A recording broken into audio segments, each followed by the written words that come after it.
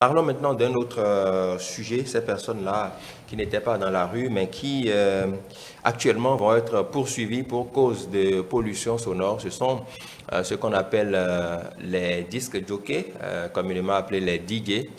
Et un pasteur aussi qui s'est retrouvé dans le lot. Ces personnes sont donc interpellées pour raison de nuisances sonores. L'homme de Dieu a été interpellé le dimanche 3 avril à Hevier. Également, les 6 DJ sont en garde à vue pour pollution sonore et seront jugés le 20 juin prochain.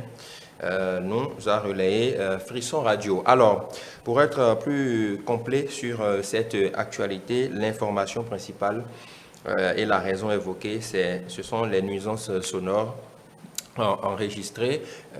Cécile Tonocoin, je reste avec vous. Je voudrais qu'on en parle en deux phases. D'abord au niveau des DJ, ceux-là qui animent les boîtes de nuit, les maisons de musique, qui donnent de la bonne musique à certaines heures, les VIP si vous le voulez. Il y a quand même une réglementation en vigueur. Pourquoi cette réglementation n'est-elle pas respectée jusqu'à ce qu'on en arrive là? Non, je pense que il y en a encore des tares au niveau de notre société où les règles élémentaires de vie en société sont bafouées. Et aujourd'hui, ils font leurs frais, tout simplement parce qu'ils n'ont pas su, en choisissant d'être DJ, ils doivent savoir quels sont les contours qui réglementent ce métier. Ils doivent savoir qu'il y a une loi depuis 2001 qui réglemente le bruit au Bénin, c'est-à-dire c'est la loi, c'est le décret numéro 2001-294 du 8 août 2001 portant un règlement du bruit en République du Bénin et qui dit le maximum de décibels que nous devrons avoir est de 50. Au-delà, ça devient de la nuisance. Et lorsque vous restez dans le bruit à tout moment, vous êtes perturbé et ça peut vous conduire à des maladies.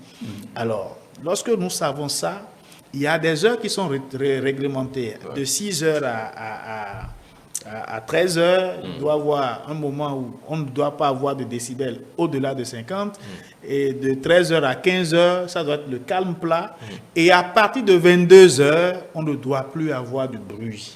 Mais c'est justement c'est à ce moment-là qu'il faut le faire. Voilà, ça s'anime beaucoup c'est plus. Justement, c'est pour ça que ces infrastructures ont des normes en termes de construction. Soit ils sont dans le sous-sol et tout le bruit est contenu dans le sous-sol. Donc des bâtiments insonorisés et le bruit ne sort pas.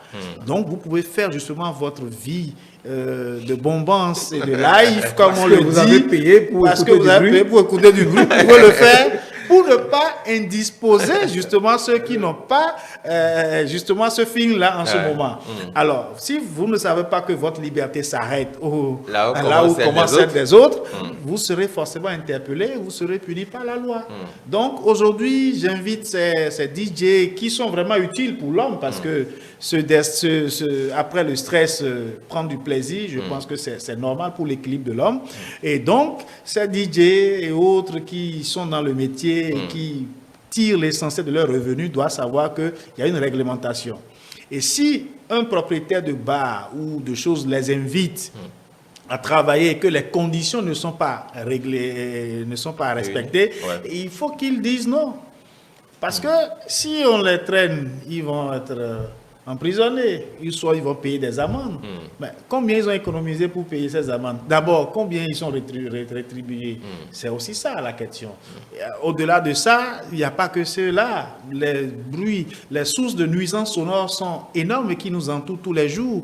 Nous avons le muezzin qui nous réveille le matin à partir de 6 heures. Nous avons le pasteur qui fait des veillées de prière. On en parlera, c'est tout ça. Qu'on y aille le menu aussi. Donc, oui, tout à fait. On parlera de ça tout à l'heure. Donc, les sources de nuisances sonores sont vraiment nombreuses pour et ça nous perturbe. Même la circulation.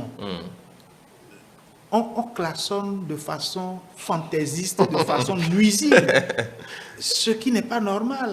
D'accord. Vous habitez une rue, de 6 heures à 0 heure, vous entendez des klaxons. il n'y a pas de répit. Alors, est-ce que dans ces conditions-là, nous avons des personnes normales qui peuvent travailler de façon normale et rendre l'essentiel de ce qu'ils ont comme potentialité au travail? Non, parce qu'ils dorment mal, ils ne se lèvent pas bien en forme et leur sommeil est perturbé, donc ils ne sont pas capables de réfléchir convenablement. D'accord. Tedul Moussa, vous êtes certainement habitué des lieux où ça sonne pour vos moments de distraction. Je veux dire.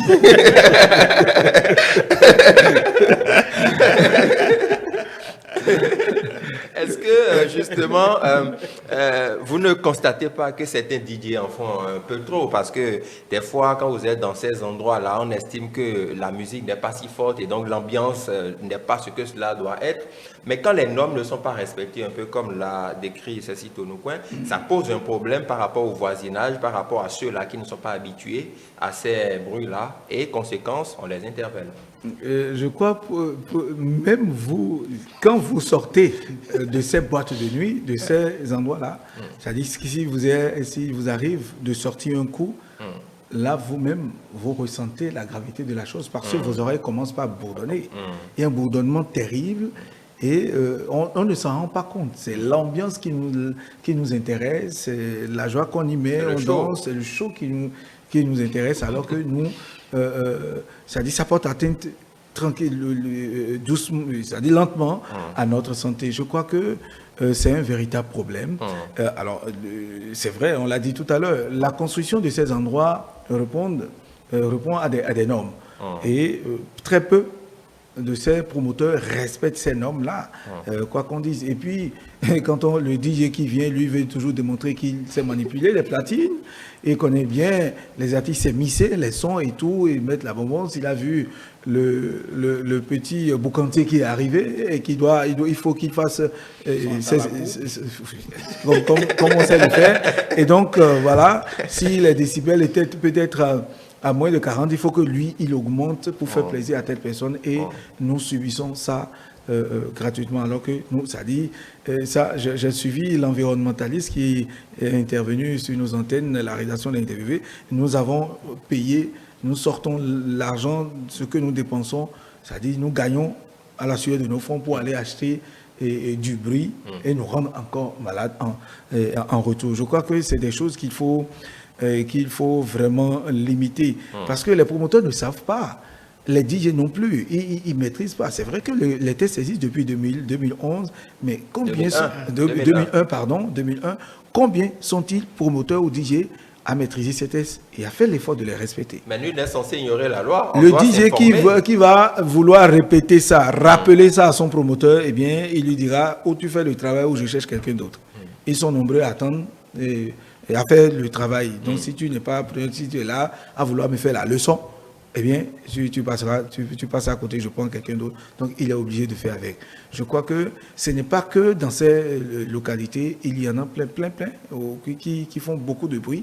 Et d'abord, fermer, moi je pense que ce ne sont pas des DJ. Je crois que les DJ qui ont été interpellés, est-ce que certainement ce sont des DJ qui font l'animation des manifestations publiques que nous observons dans les rues? Parce que si c'est dans les salles, dans les clubs, dans les VIP ou boîtes de nuit, c'est d'abord la structure qui sera fermée et donc le promoteur qui devrait être interpellé. Je crois que nous devons faire un travail à notre niveau, nous-mêmes qui allons danser, parce que si vous avez envie de vous faire plaisir et la musique dépasse, vous allez voir le DJ joker pour lui dire il faut baisser le son, il vous dit mais si vous ne pouvez pas supporter, sortez parce qu'il y en a d'autres qui demandent. Mais dans le même temps, d'autres vont le voir pour lui demander d'augmenter. Le phénomène est clair. Lorsque la dose d'alcool dans le sang augmente, la sourdité se positionne. Donc, on veut que le décibel fort, tant qu'il n'y a pas de décibels forts, c'est-à-dire qu'on n'est pas à l'aise. Donc, plus le bruit est intense, plus on se ressent dans l'ambiance parce que l'alcool est dans, l'organisme est zen. Donc, du coup, il faut du bruit. En fait, on se rend malade. Très bien. Mais Au-delà de ça, on ne refuse pas que chacun se donne sa mort, comme dirait le moraliste. Si tu veux te donner ta mort, va dans ton coin te donner ta mort, mais ne perturbe pas l'autre. C'est ça, en fait, le phénomène. On n'interdit pas les clubs privés. Il y a des clubs privés qui fonctionnent. Il faut aller jusqu'à ça. Mais il y a d'autres endroits, en fait, qui sont créés, qui, aujourd'hui, on a le style des VIP ouverts. Et c'est justement dans ces VIP ouverts que la pagaille s'installe. Je me rappelle, pas tous, mais c'est dans certains. Oui, dans certains. Je me rappelle un jour, moi je suis parti avec 2 ou 3 amis, on voulait échanger un samedi soir, et bon, on leur a dit, bon, il sonnait 20h30, et quand on est allé, on leur a dit, bon, gentiment, bon, est-ce que vous pouvez baisser un peu pour que nous puissions discuter? On est allé une première fois, il n'a pas obtempéré, une seconde fois, il n'a pas obtempéré, et une troisième fois, il nous dit, ben, écoutez, si vous ne pouvez pas rester, vous pouvez aller à côté parce que les instructions que nous avons reçues, c'est de faire de l'ambiance pour que les clients restent. Donc, ça fait partie de leur politique de maintien du client, vu que si 1, 2, 3 bouteilles sont décapsulées, c'est que l'organisme est réceptif au bruit. Et donc, cela reste leur marque de fabrique pour maintenir les clients et vider justement, écouler justement leur boisson. Mais c'est au mépris de la loi. Si à une certaine heure, ils peuvent peut-être baisser, ça les protégerait. Mais c'est à 1h du matin, 2h du matin qu'ils continuent. Et c'est dans ces cas-là qu'ils ont été interpellés.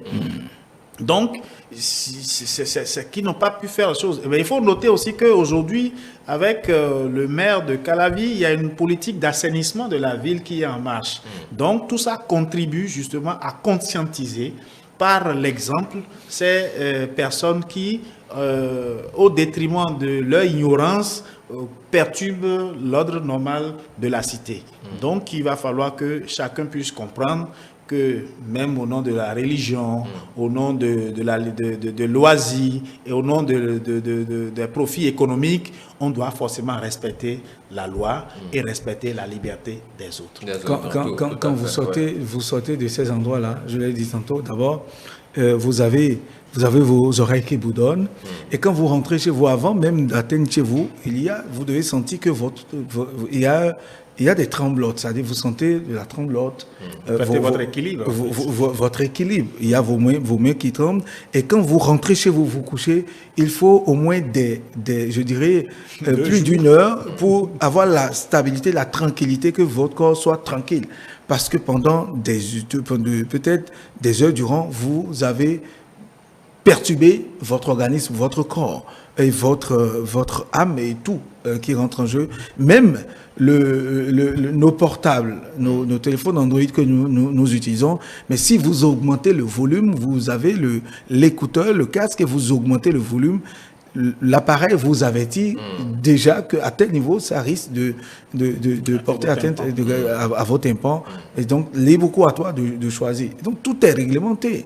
Tout est réglementé. C'est nous qui voulons toujours exagérer parce qu'on estime qu'en exagérant, peut-être, on aurait la solution, sans savoir que c'est notre mort qu'on est en train d'acheter de cette manière-là. L'autre chose que je voulais ajouter aussi, c'est que toute source sonore proche de l'organisme est nuisible. Et lorsque vous avez des haut-parleurs qui lancent des sons à des centaines de kilomètres et que vous vous positionnez à moins d'1 mètre, voyez-vous ce que vous pouvez ressentir. Ça agit sur le cœur, ça agit sur le fonctionnement de votre organisme.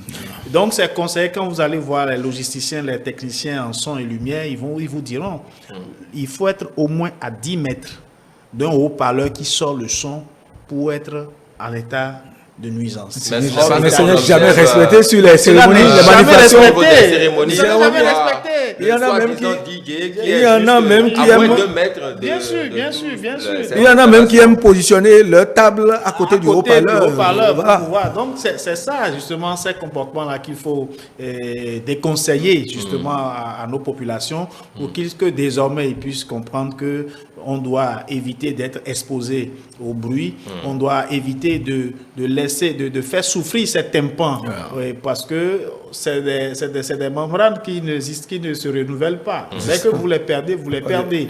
Donc il va falloir, il n'y a pas de pièces de rechange, donc il va falloir que nos populations comprennent qu'ils ont le devoir de se protéger.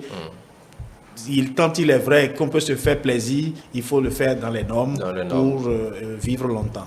Parlant de cette contribution des populations, on remarque aussi, Théodule Moussa, sur le terrain des différentes cérémonies organisées ici et là, que quand la musique n'est pas forte, certaines personnes estiment que l'ambiance n'est pas encore à son comble.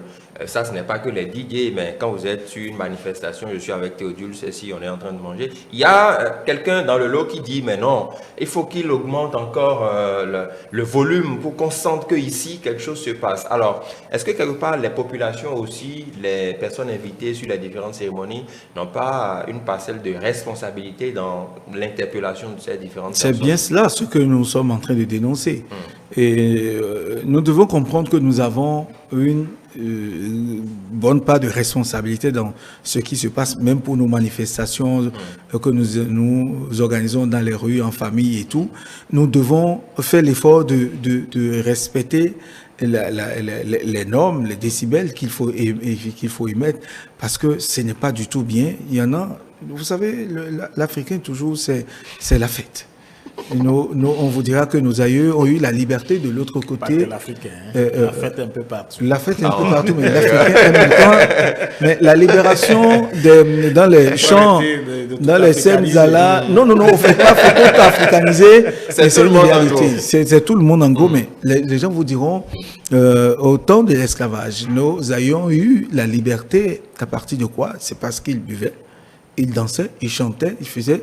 Et ça dit sous l'emprise, l'effet leur a pris et certains ont eu le courage d'affronter le danger et tout. Et c'est resté. Ça fait partie de nos... On aime, quand ce n'est pas la fête, on danse, on jubile, on jacasse, on n'est pas encore satisfait. Mais au fond, ce n'est pas mauvais de danser, sauf que... Ça n'a jamais été mauvais de danser. C'est par rapport aux décibels qu'il y a. C'est par rapport à ça que nous devons travailler, ne pas obliger, amener les gens à augmenter. Ayons l'amabilité de dire à nos DJ, ceux qui animent les manifestations, de toujours baisser le son parce que quoi qu'on dise, vous jouez déjà à partir de 21h, 22h, vous jouez ici, celui qui est à 10 km reçoit le son. Et donc, ça perturbe celui-là dans son sommeil jusqu'à une certaine heure. Vous savez, en Afrique, cette musique ne va pas jusqu'à 2h, 3h du matin où on anime la rue, on n'est pas satisfait. Et donc, nous avons, comme vous l'avez dit, une grande part de responsabilité, nous, population, ne pas continuer dans cette lancée, essayer de rester dans la norme, faire ce qui est nécessaire, cela va de notre santé. Vous l'avez dit, ceux qui, à part les manifestations, il y en a même, Cécile l'a abordé tout à l'heure, quand ils reviennent chez eux la nuit, à l'entrée de la rue, le monsieur, lui, il déjà klaxonne, il demande à sa maison ou à ses enfants ou à la domestique de lui ouvrir le portail depuis la rue. La rue peut être sur je dirais, non, combien 200 mètres, mais il klaxonne à 3h, à 1h du matin. Tout le monde sait que tel monsieur est rentré, ce qui n'est pas normal. Il faudrait que les gens le sachent. Il y en a qui le font. Et ils le font, peut-être papa le fait, maman le fait, et tout le monde sait que ça là, c'est tel monsieur ou bien c'est telle madame qui est rentrée à l'heure là, parce qu'on veut, on perturbe tout le monde, parce qu'on ne veut pas attendre au portail, en oubliant que il y a une certaine heure, on ne devait plus klaxonner. Tout ça constitue des nuisances sonores qu'on cause pour les populations. Au nombre de ces nuisances sonores, puisqu'on parle du comportement des populations, je voudrais qu'on aborde rapidement, avant peut-être d'aborder l'aspect des hommes de Dieu qui s'invitent aussi dans cette danse. Il y a que le monsieur... pour manifester la grandeur de l'événement qu'il organise, estime qu'il faut mettre davantage de musique. Si par exemple c'est un enterrement, c'est une inhumation qui est organisée, on le fait peut-être du vendredi soir, depuis la veillée a commencé, on demande... Mercredi soir même. Voilà, depuis le mercredi soir, voilà, on demande que pour la veille, la musique soit là, qu'on sente que c'est telle personne qui est en train d'inhumer son père dans l'avant, parce que quand ce n'est pas comme ça, on vous traite d'incapable et donc on estime que vous n'avez pas bien enterré votre papa. Et même après le samedi de l'inhumation, c'est le dimanche souvent qu'il y a la réception et il faut de la bonne musique, il faut que le volume soit à fond pour qu'on sente que vraiment vous êtes en train de faire une telle chose. Alors quand un tel comportement entre progressivement dans les habitudes, est-ce que quelque part la culpabilité des populations dont on est en train de parler n'est pas établie et qu'il va falloir aujourd'hui conscientiser davantage les populations que le bien ne fait pas forcément du bruit? Oui, je pense que la population est coupable et sociologiquement c'est un fait qui s'explique. Et dans les cérémonies funéraires, dans les cérémonies de rites et autres, c'est que il faut manifester, il faut, par exemple, pour une veillée funèbre, on invite un groupe folklorique ou des groupes folkloriques qui doivent manifester, qui doivent danser, chanter et tout ça. Il y en a qui vont jusqu'à dire que c'est le défunt qui a demandé que ça se passe ici. Donc, sociologiquement parlant, ça fait partie de notre habitude. Donc, ça ne dérange pas. Il y a des régions qui a une loi qui garantit, qui réglemente ça. On s'en fout, à la limite. Mais sociologiquement, on est dedans. Et on fait avec. Et il y a des régions où... c'est déjà mercredi soir que tout s'installe. Et quand il n'y a pas des enceintes qui résonnent correctement, c'est avec l'entonnoir. On attache l'entonnoir sous le toit et on met le son et le son tonne avec tout le ronron que ça peut produire. On vit ça et ça c'est courant, et ça on ne peut pas dire non pour ça, mais il va falloir que la sensibilisation arrive à amener chacun de nous à comprendre que le trop plein de bruit est nuisible et qu'il faut justement réguler. Nous pouvons faire des cérémonies de rites, des veillées funèbres sans pour autant augmenter le décibel. On peut ne pas considérer quand même. Non, mais non, parce que tout le monde n'est pas concerné par votre veillée. Alors, que ceux qui sont concernés par la veillée, ils vivent la veillée. Et ceux qui ne sont pas concernés ne soient pas. Surtout quand la personne décédée est d'un certain âge, on dit il faut bien l'enterrer quand même. Il y a des fois où quand tu rentres le vendredi soir, ça tonne jusqu'au matin. Il n'y a pas de répit. Le samedi, ça tonne toute la journée jusqu'au dimanche. Et c'est le dimanche soir, à partir de 22h, que ça commence par s'abaisser. Et c'est ça le rythme. Et des fois, quand il y a plusieurs cérémonies dans le quartier, il faut savoir que vous n'avez pas la paix, quoi.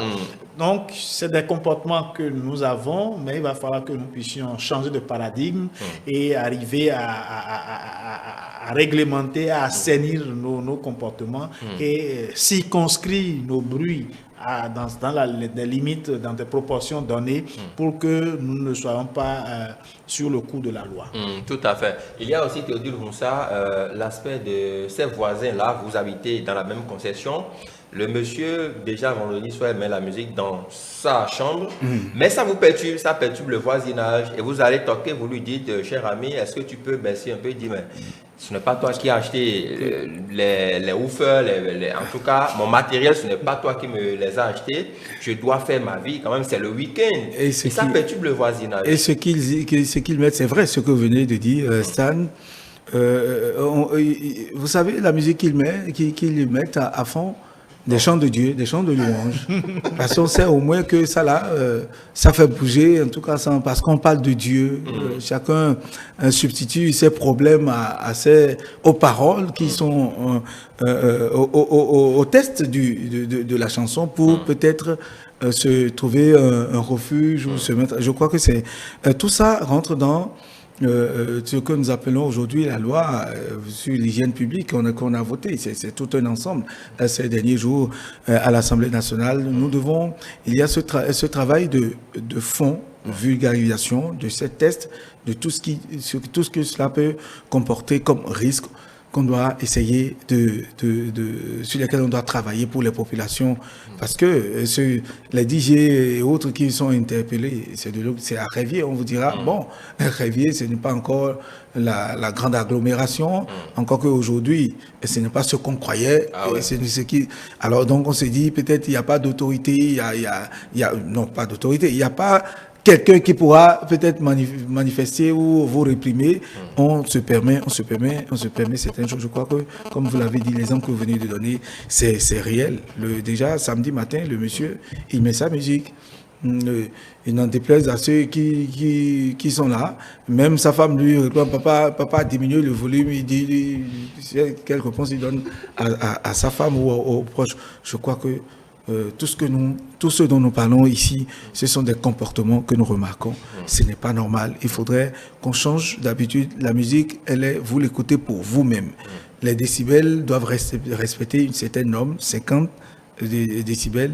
Vous dépassez ça, vous sachez que vous tombez sur le coup de la loi et il va falloir qu'on se l'approprie, ces interdictions-là, qu'on comprenne et qu'on travaille à peut-être vulgariser ces lois-là, ces tests à partir de petites pauses qui vont passer dans presque toutes les langues, sur toutes les radios communautaires, les radios associatives, les radios confessionnelles et la radio, les chaînes de télévision publiques, même les réseaux sociaux aujourd'hui.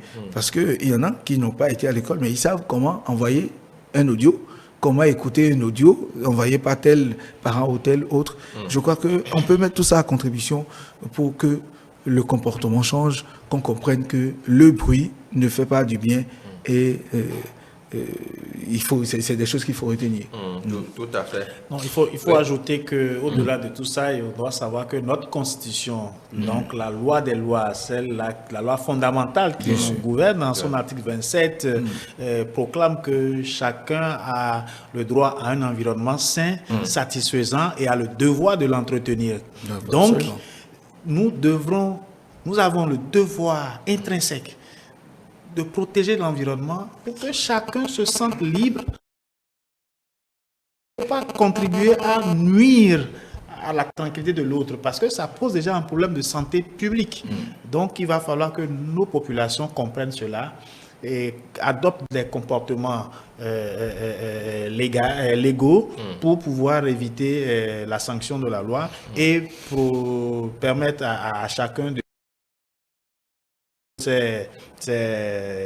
vivre de ses droits et agir de façon librement comme citoyen et participer à l'évolution du pays. Mais un corps malade ne peut pas contribuer au développement du pays. Donc il va falloir que nous puissions être sains et travailler ardemment au développement de la cité. C'est vrai que dans le lot, il y a un pasteur qui a été interpellé également. On sait quand même que ça fait jaser pendant plusieurs moments dans notre pays où certaines confessions religieuses ont été même montrées du doigt, à tort ou à raison peut-être, parce que faisant assez de bruit et gênant le voisinage et certaines autorités ont estimé qu'on n'a pas forcément besoin de ça avant de servir son Dieu ou avant d'appeler son Dieu. Est-ce que quelque part au-delà de ce pasteur qui est interpellé, au niveau des confessions religieuses, vous parliez tantôt du muezzin aussi, n'oubliez pas que nous sommes en période de jeûne musulman et donc est-ce que quelque part les différentes confessions religieuses, qu'on soit chrétien, musulman, animiste et tout ce qui va avec, n'ont pas un devoir, celui de sensibiliser davantage leurs fidèles sur la manière de servir son Dieu pour éviter de créer des nuisances au voisinage? Tout à fait, mais ça va être un peu difficile parce que nous voyons des confessions religieuses qui sont spécialisées dans les prières de combat nocturnes. Et la prière commence à quelle heure? À partir de 2 heures du matin. Et il faut invoquer son Dieu avec beaucoup de cris, beaucoup de bruit et beaucoup de chants. Donc, même si on doit leur dire de ne pas faire du bruit et que l'essence de ce qu'ils véhiculent comme message de salut à leurs fidèle est de faire le bruit, je trouve que ça va être un peu difficile. Qu'est-ce que je veux dire par là? On n'a pas besoin du bruit pour adorer son Dieu, mais malheureusement, je pèse bien mes mots, nous assistons à un phénomène de clientélisme qui amène certaines confessions religieuses, dont je taire les noms, à avoir des pratiques qui ne cadrent pas avec la réalité ni avec la loi. Nous ne pouvons pas être dans... Il y a un article que j'ai lu où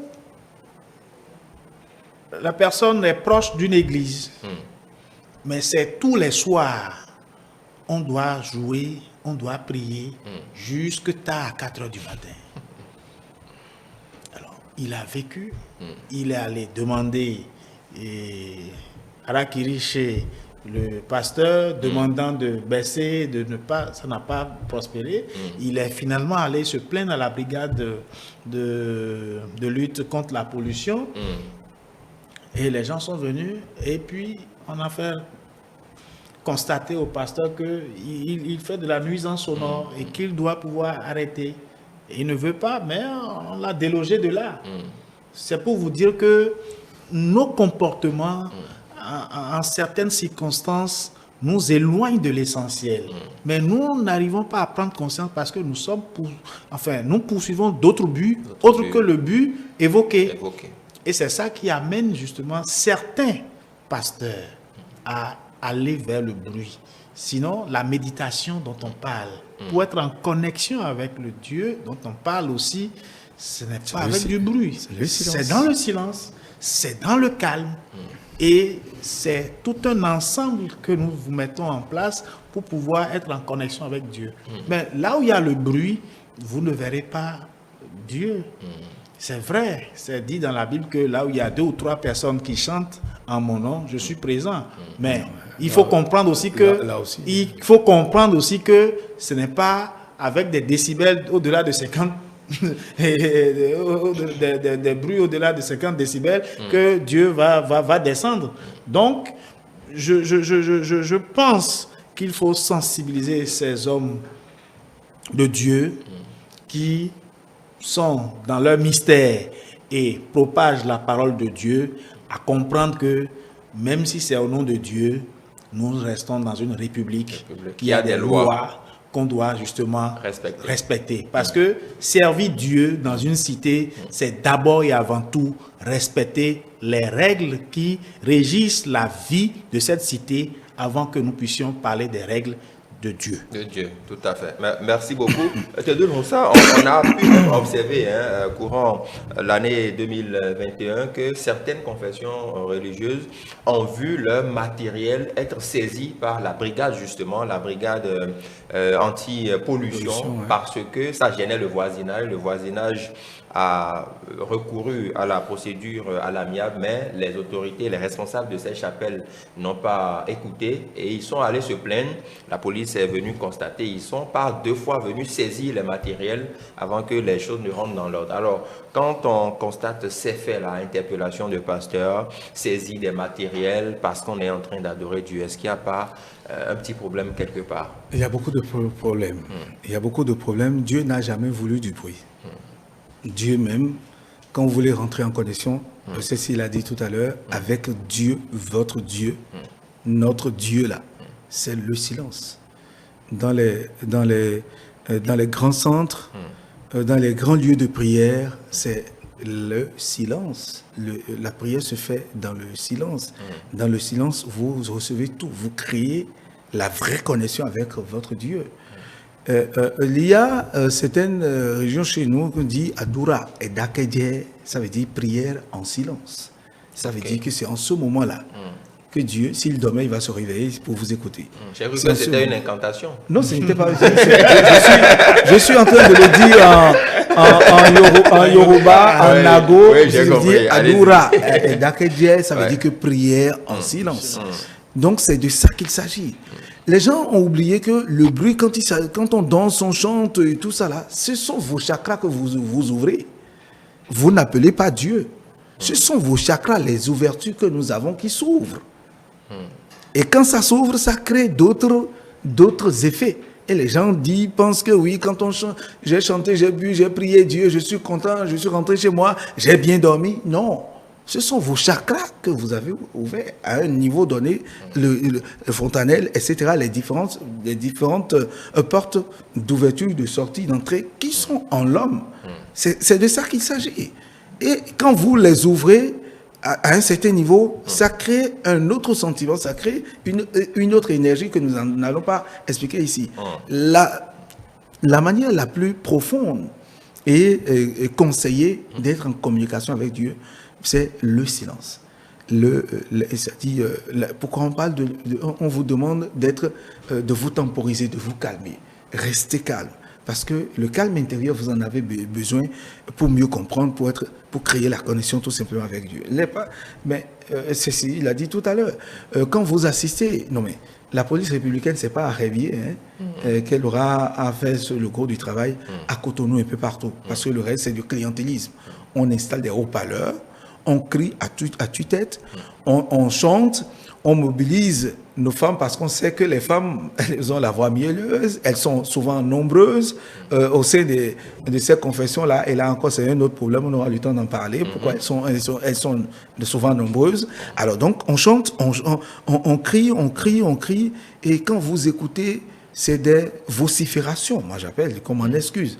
Les gens ne font que vociférer et en créant des bruits qui embêtent les voisins. Je crois que nous devons, surtout les confessions religieuses, les pasteurs, nous allons dire, les confessions religieuses, quand je prends nos frères musulmans qui sont en carême aujourd'hui. Les muezzins aussi. Oui, en fait, les muezzins, moi, je les apprécie. Je n'y trouve pas d'inconvénient parce que là, ça se fait à des heures spécifiques. Tôt le matin, à des heures spécifiques. Oui, mais ça perturbe le sommeil aussi. Généralement, à partir de 5 heures, le monde est déjà en éveil. Non, mais c'est relatif, Théodule. Non, le monde est en éveil s'agissant de muezzins. 9 heures, ça dépend, ça, c'est relatif. Mais déjà, on estime qu'à partir de 5 heures, 5h30, déjà, le monde s'éveille. Donc, vous les dédouanez. Oui, parce que ça se fait à des heures spécifiques. Là, ça se comprend. Ils n'exagèrent pas. Et combien de temps font-ils l'appel? C'est à peine 5 minutes. C'est à peine 5 minutes. 5 minutes, maximum 10 minutes, maximum, ils font l'appel. Et puis, c'est. Je crois que nous devons apprendre à aller dans le sens du respect de l'autre, ne pas exagérer, surtout parce que vous venez, si la police devrait venir à Cotonou, je crois que elle va, c'est-à-dire raisonner, je dirais interpeller plusieurs pasteurs, plusieurs groupes de prière qui exagèrent. Je crois que nous devons nous respecter les autres, savoir que chacun prie son Dieu, est en communication avec son Dieu à partir de ce que nous sommes, non pas dans le bruit, parce que Dieu vous répond en silence et rien qu'en silence. D'accord.